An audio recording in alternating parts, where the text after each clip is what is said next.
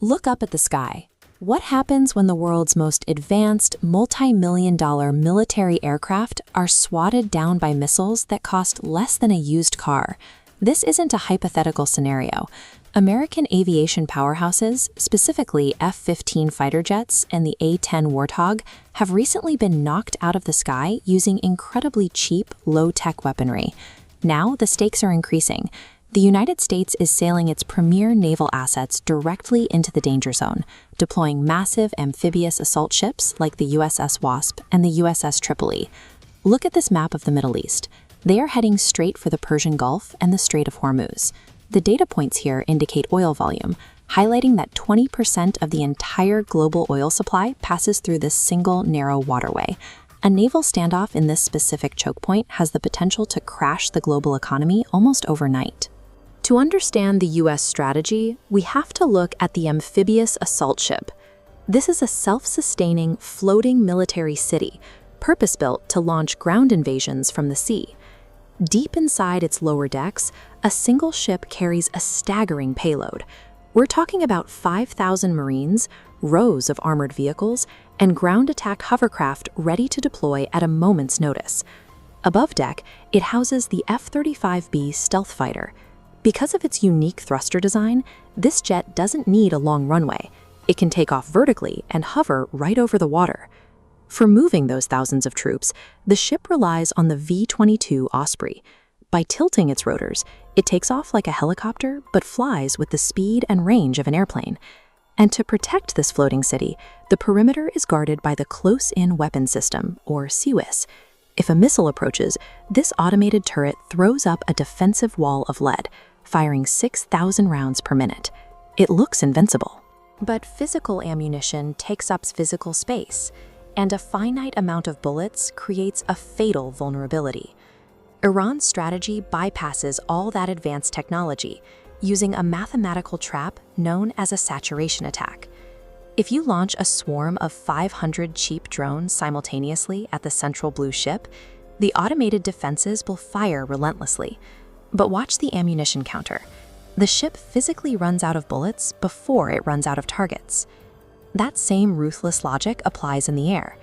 This schematic of a fighter jet shows where the real danger lies: the engine exhaust. A jet engine operates at 400 to 600 degrees Celsius. You can absorb radar waves with stealth coatings, but you cannot hide that much raw heat from an incoming infrared missile locking onto the signature. American pilots typically defend against this by ejecting highly flammable chemical flares. The idea is to create a hotter distraction and trick the missile sensors. But modern Iranian heat seekers are programmed to recognize the actual physical size of the heat source. They ignore the small flares and stay locked directly on the massive engine block. There is no breakthrough innovation here.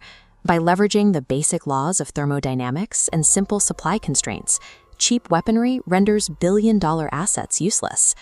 Even if the U.S. Navy secures the coastline, pushing inland means confronting Iran's ultimate defense system, its geography.